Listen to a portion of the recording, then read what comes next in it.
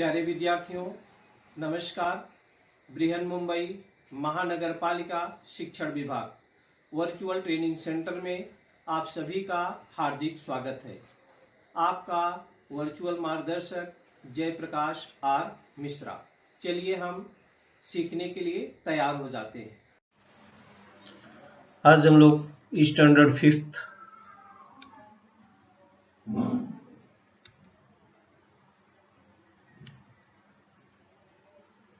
Subject है अपना EVS 1। Topic है अपना food for all part 2। Part 1 के बारे में हम लोग सीखे हैं खेती के मौसम, खेती के कार्य, पारंपरिक खेती, खेती की सुधारित प्रौद्योगिकी, खादें, सिंचन की पुरानी विधियां, नई विधियां, इन सब के बारे में हम लोग पहली वीडियो में सीखे थे। आज हम आपको फसलों की सुरक्षा के बारे में हम लोगों ने देखा था बच्चों। जब अनाज तैयार हो जाता है उसकी सुरक्षा, उसको गोदाम में रखना, उसके भंडारण को अच्छी तरह से करना, माने खाद्य संचयन, पर्यावरण संवर्धन, सस्ते अनाज की दुकान, हरित क्रांति, खाद्यान्न सुरक्षा, कृषि सहायक उपक्रम और जैव कृषि के बारे में हम इस वीडियो में सीखेंगे। एग्रीकल्चर थोड़ा सा रिवीजन हम कर लेते हैं, जिसको हम खेती बोलते हैं। खेती के दो मौसम मुख्य रूप से हम लोगों ने देखा था। एग्रीकल्चर सीजन में we get food from plants, for that purpose we sow grains in fields and plants fruit trees in orchard. About 60% of the land of our country is in use for agriculture.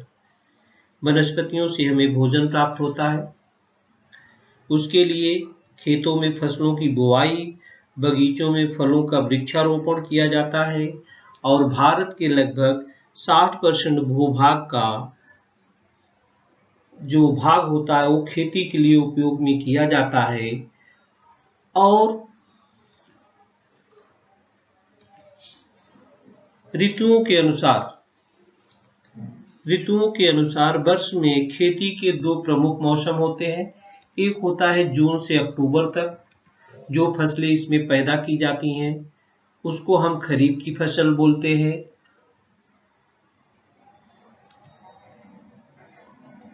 और जो फसलें अक्टूबर से मार्च तक के बीच में पैदा की जाती हैं उसको हम लोग रबी की फसल बोलते हैं। इसके अतिरिक्त जो महीने बचते हैं वो कौन कौन से महीने बचते हैं? मार्च से जून तक।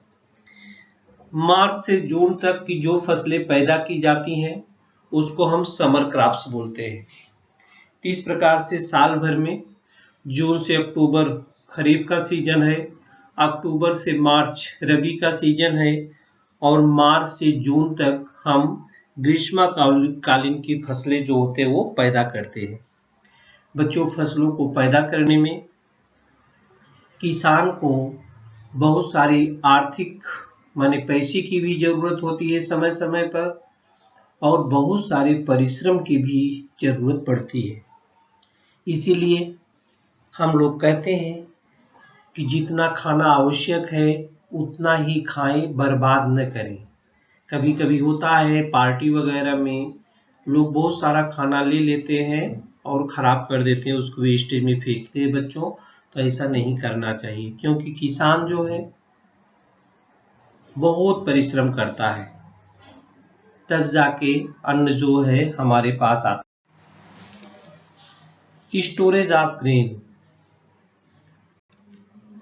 हम अनाज तो पैदा कर लेता है किसान, तो वहीं उसकी जिम्मेदारी नहीं समाप्त हो जाती है, वहीं उसकी जिम्मेदारी नहीं समाप्त हो जाती है, उसको अनाजों का भंडारण कैसे करते हैं। माने खेती में अच्छा उत्पादन हो, अच्छा प्रोडक्शन हो, इसके बाद उसको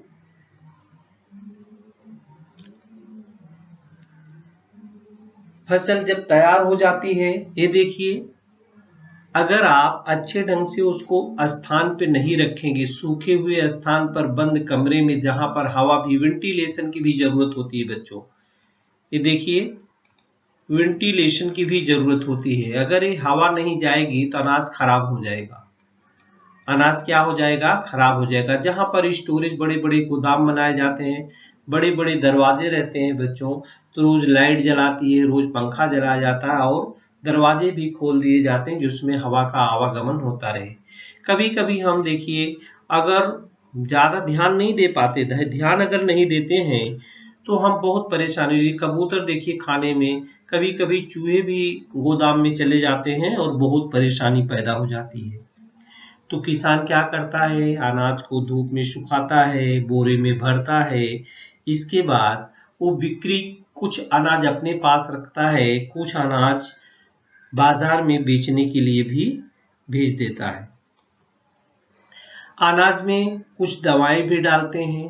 प्राचीन काल में जब दवाई का उपयोग इतना नहीं था बच्चों, तो हम लोग नीम की पत्तियां उसमें डाल देते थे। नीम की पत्तियां डाल करके, नीम की पत्ती है, इसका उपयोग करते थे, इससे कीड़े उसमें नहीं लगते थे। केवल प्राणी, food storage and conservation of environment, खाद्य संचरण और पर्यावरण संवर्धन। बच्चों, फूड जो होता है, अनाज जो होता है, should be stored in clean, dry, sanitary containers that are all right if possible.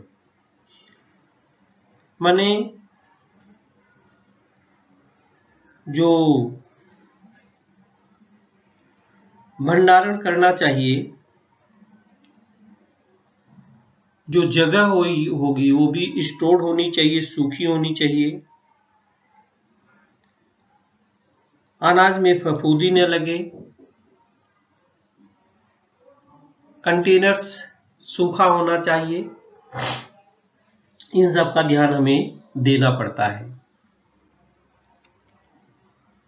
नहीं तो ये देखिए, तमाम प्रकार के कीड़े मकोड़े जो होते लग जाते हैं।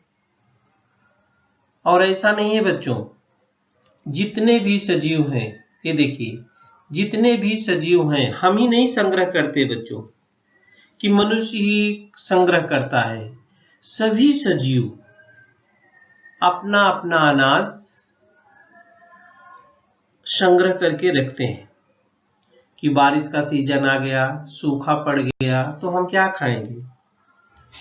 तो चींटियां भी अपना भोजन संग्रह करती है, मधुमक्खियां भी देख रहे हैं अपना भोजन फूलों से इकट्ठा कर रही है, मकरंद उसका। गिलहरी भी फलों का बीज संग्रह कर रही है। इस प्रकार भोजन का संग्रह करने के कारण जब आवश्यक हो तो उस समय उन प्राणियों को भोजन उपलब्ध होना चाहिए। बच्चों, केवल प्राणी ही नहीं,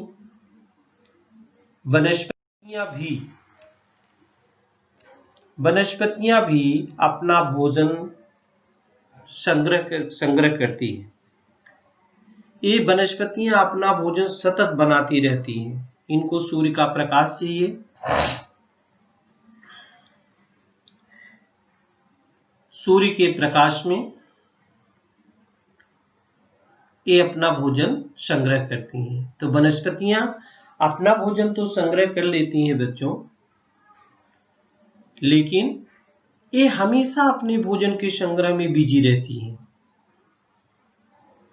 जब ये अपना भोजन बनाती है, ये भी हमारे तरह श्वसन क्रिया करती है। आप देख रहे हैं यहाँ पर ऑक्सीजन ही निकालती है और ये कार्बन डाइऑक्साइड लेती है। ये भी श्वसन करती हैं हमारी आपकी तरह, वनस्पतियां भी।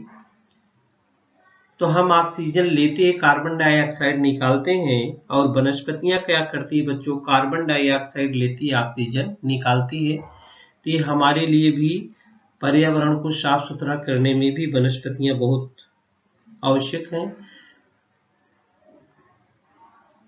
तो there are some plants that store food,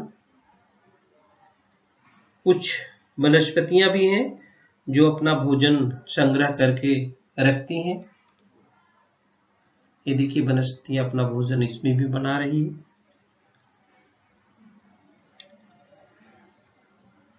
बच्चों, बहुत सारी वनस्पतियों के तने भी खाए जाते हैं, उसके कंद खाए जाते हैं। जैसे हरी सब्जियां हैं उसके हम तने ही खाते हैं। ये देखिए बहुत सारी सब्जियां हैं जिसके हम तने खाते, जिसके कंद खाते, जैसे प्याज है, आलू है, अदरक है, लहसुन है। इन वनस्पतियों के शकरकंद है, मूली है, गाजर है, चुकंदर है, ये वनस्पतियों की जड़ें हैं। और इन भागों में वनस्पतियों का जो भोजन होता है वो संग्रह रहता है। ये देखिए आलू है, इस सब में वनस्पतियों का भोजन संग्रह करती हैं। आवश्यकता के अनुसार हम भी घर में खाद्यान्नों का संग्रह करते हैं। तो वनस्पतियां भी अपने भोजन का संग्रह करती हैं और हम आप भी अपनी आवश्यकता के अनुसार भोजन का संग्रह करते हैं। बच्चों, पहले समय में भूखमरी थी, लोगों को भोजन नहीं मिल पाता था क्योंकि इतना भोजन अन्न पैदा ही नहीं होता था। धीरे धीरे जैसे जैसे सुधार होता गया कृषि में, अब अपने भारत देश में इतना अधिक मात्रा में अनाज पैदा होता है, उत्पादन होता है, इतनी बड़ी जनसंख्या है, इतनी बड़ी जनसंख्या की पूर्ति करते हुए भी बहुत बड़े बड़े गोदाम हैं जिसमें अन्न को संग्रहित किया गया है कि वो किसी भी समय, जैसे बाढ़ आ गया, अकाल पड़ गया, ओला पड़ गया, ऐसी प्राकृतिक आपदाओं में वहां से हमको भोजन मिल सकता है। तो अपने पास अपने देश में गोदाम जो अनाजों से भरे हुए हैं। इतना ही नहीं बच्चों, जो थोड़ा गरीब लोग हैं उनको भी सरकार क्या करती है, सस्ते दुकानों पर, ये देखिए कैसे गोदाम, अपने बड़े बड़े बहुत गोदाम हैं और सब जो होते अन्न से भरे हुए हैं। ये किसी भी समय, इतनी पॉपुलेशन है, ये देखिए पॉपुलेशन दिखाई दे रही, जनसंख्या कितनी बच्चों, बहुत बड़ी जनसंख्या है। तो भी हमारे किसान, ये देखिए बाढ़ आ गई, उस समय ये गोदाम का, इस समय जो आप चित्र देख रहे हैं, इस विषम परिस्थितियों में ये गोदामों से अन्न निकलता है और उसको हम खाते पीते हैं। Visit to fair price of, देखिए आप सस्ते अनाज गल्ला की दुकान में जाओ जहां पर राशन कार्ड से मिलता है। ये विभिन्न प्रकार के राशन कार्ड होते हैं, राशन कार्ड की दुकान पर विभिन्न प्रकार के अनाज मिलते हैं। वहां पर अपने माँ बाप के साथ जाओ और देखिए कौन कौन सा अनाज मिलता है। हमने बहुत सारा अनाज डाला है, वहां पर आप उसके नाम भी जान जाएंगे। आप दुकान पर जाएंगे, सबका नाम लिखा रहता है, नाम लिख के पट्टी लगी रहती है बच्चों, तो आप आसानी से नाम जान सकते हो। बच्चों, ये आजकल आधुनिक भारत की बात बता रहा हूं मैं आपको।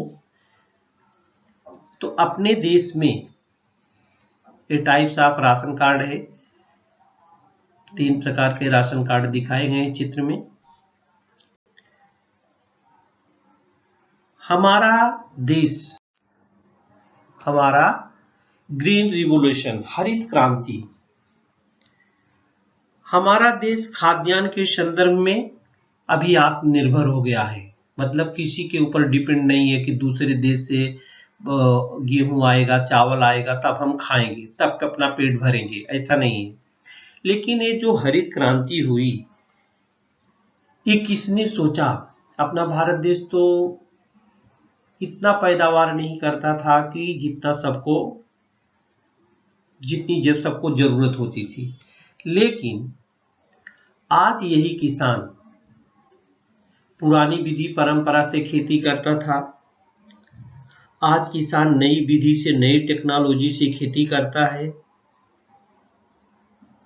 पैदावार को बढ़ाने के लिए विभिन्न प्रकार की रासायनिक खादों का उपयोग हुआ है।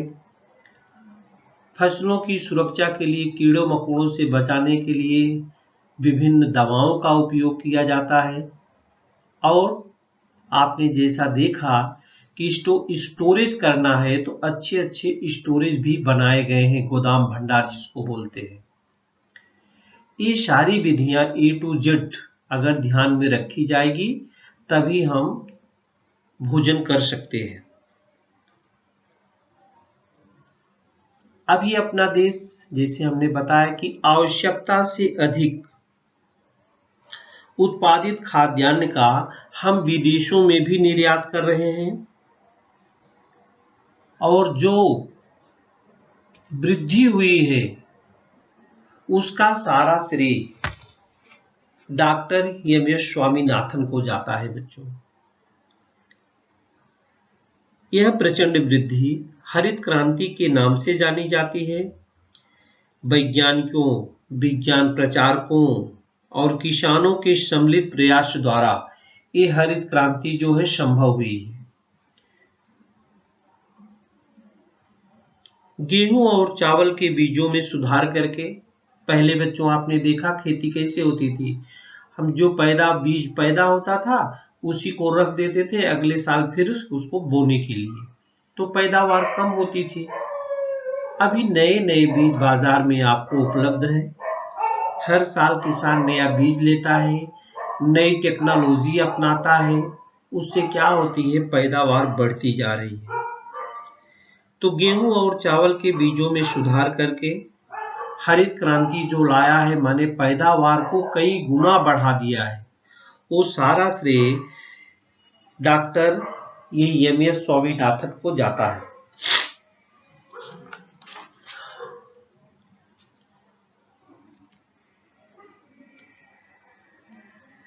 पूरा का पूरा श्रेय The tremendous increase in food grain production in our country was achieved during the Green Revolution. Means हरित क्रांति क्या है? हरित क्रांति हमारे देश में खाद्यान्नों के उत्पादन में हुई प्रचंड वृद्धि हरित क्रांति के नाम से जानी जाती है। हरित क्रांति के नाम से जानी जाती है। इसके बाद जो खाद्यान्न सुरक्षा, फूड सिक्योरिटी, बच्चों जैसे हम सभी लोग जानते हैं कि भोजन हमारी मूलभूत आवश्यकता है। प्रत्येक व्यक्ति को आवश्यक और पर्याप्त भोजन मिलता रहे, इस उद्देश्य से बहुत से देशों द्वारा खाद्यान्न की प्रत्याभूति देने के लिए अधिनियम बनाए गए हैं। सबको भोजन मिलता रहे। Food is a basic need है। तो ये जो खाद्य अधिनियम बनाए गए हैं, ये वर्ष 2013 में बना गया। नेशनल फूड सिक्योरिटी एक्ट बनाया गया बच्चों। नेशनल फूड सिक्योरिटी एक्ट 2013 में बना था। इस अधिनियम के द्वारा कुपोषण, अनाहार मृत्यु और भूखमरी इत्यादि समस्याओं का सामना करना संभव हो सका है। जब से ये एक्ट लागू हुआ है बच्चों, कोई भी व्यक्ति बिना खाए मर नहीं सकता है। ऐसा नहीं कि भोजन के अभाव में व्यक्ति मर गया, उसको भोजन, ये देखिए कुपोषण है, कुपोषण से भी लड़ना है, और अनाहार मृत्यु, भूखमरी, ये एक्ट लागू हो जाने से इस सरकार का काम होता है कि कोई मरने न पावे। इसके साथ ही तो food security act bill pass हुआ 2013 में। किसानों को समय समय पर नई नई टेक्नोलॉजी, नए नए सुधारित बीज, नए नए कीटनाशक, जलवायु का पूर्वानुमान लाने के लिए सरकार ने क्या किया है, कृषि सहायता केंद्र गांव-गांव में खोला है।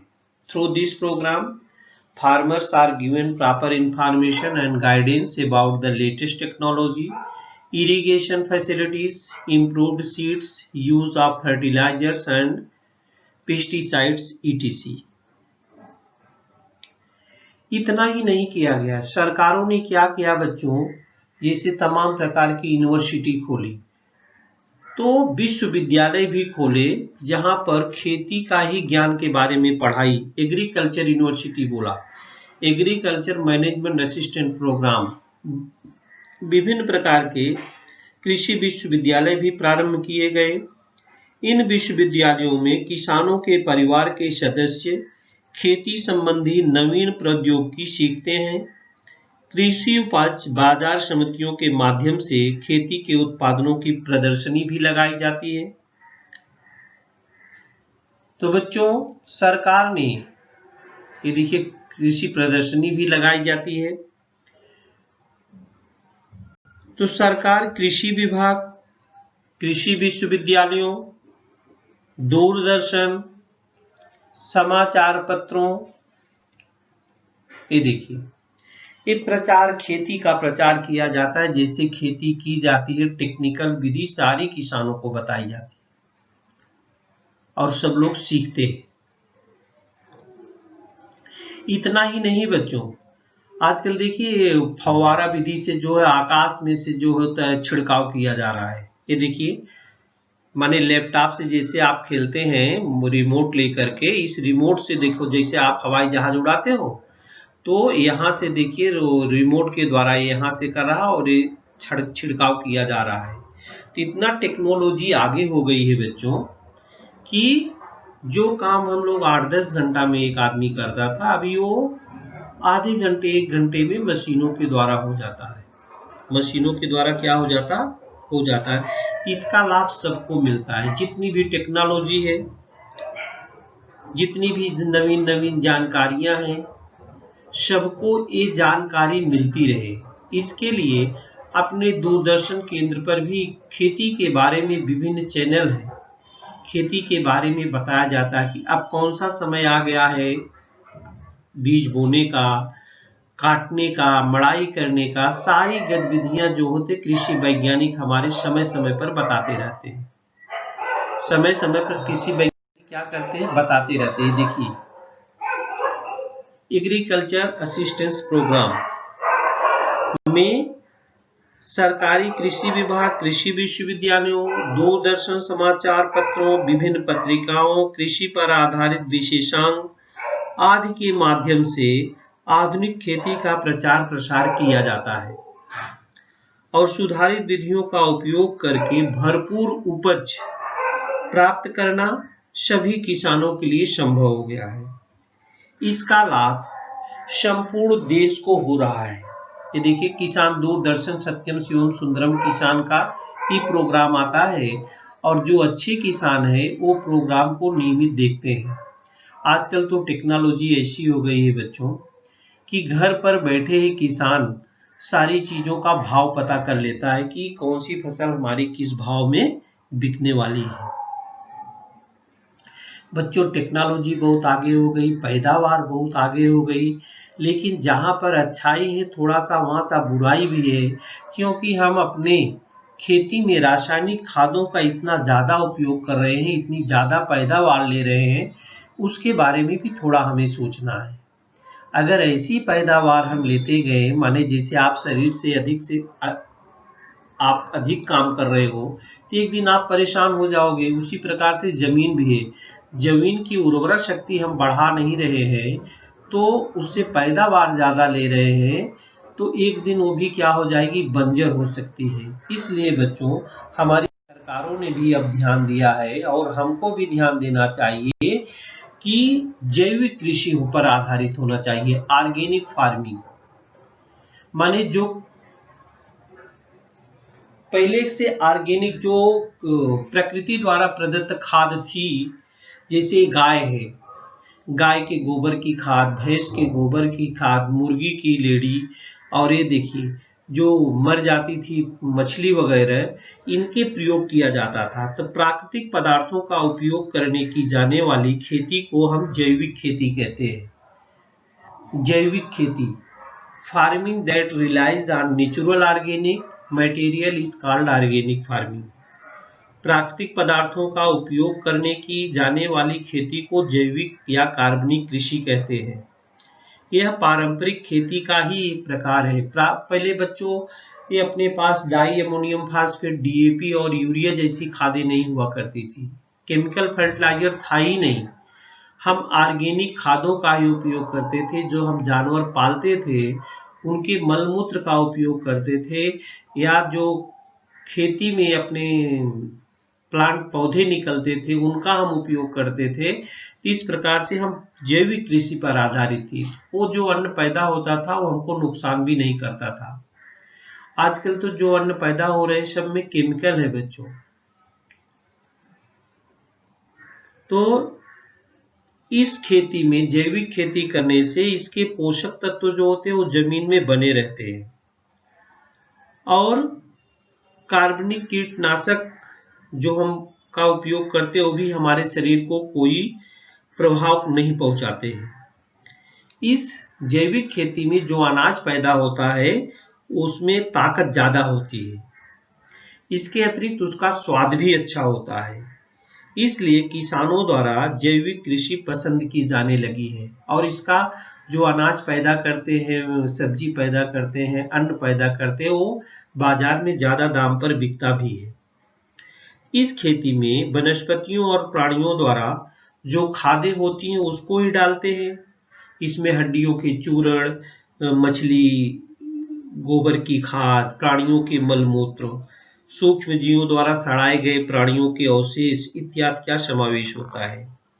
वनस्पतियों से मिलने वाली खादों में खरपतवार, वनस्पतियों के अंगों और अवशेषों का उसका समावेश रहता है। तो बच्चों ये हमें ध्यान देना है कि हमें जैविक खादों का ही उपयोग करना है। जैविक खाद का अगर आप उपयोग करेंगे, अन्न जो कसदार होगा, ताकतवर होगा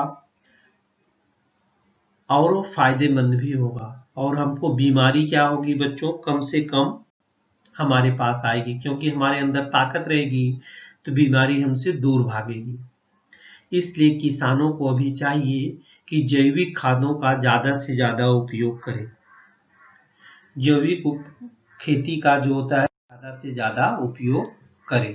सपोर्ट ऑर्गेनिक फार्मर्स, ये देखिए सपोर्ट ऑर्गेनिक फार्मर्स।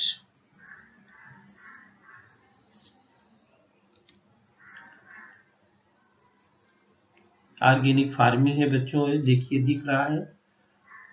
तो इनका ही हमें ज्यादा से ज्यादा उपयोग करना चाहिए, अन्न पैदा करना चाहिए।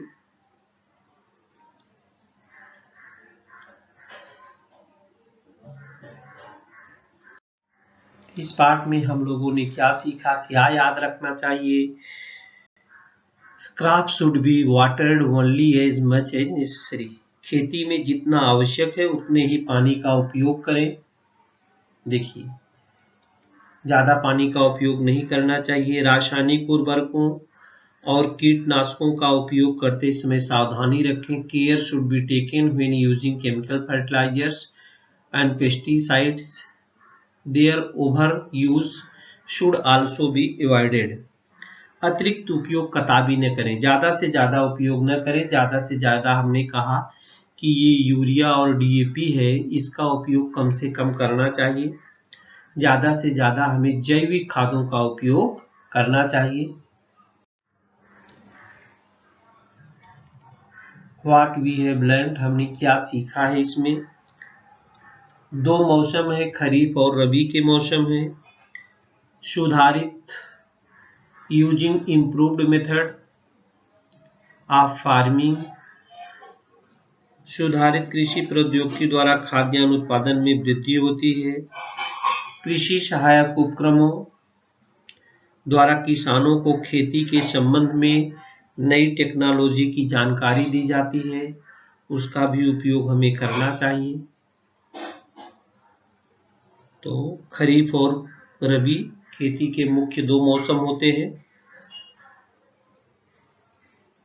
और बच्चों, जैविक खादों का उपयोग हमें अधिक से अधिक करना चाहिए।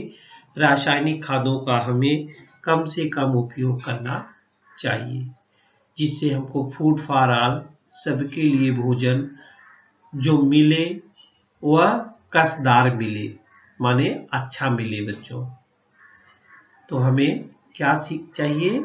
जैविक खादों का अधिक से अधिक उपयोग करना चाहिए। इस वीडियो में बच्चों आज के लिए इतना ही।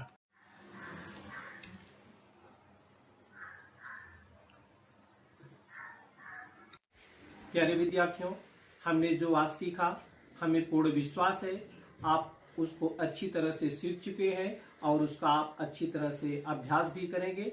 आज के लिए इतना ही। धन्यवाद।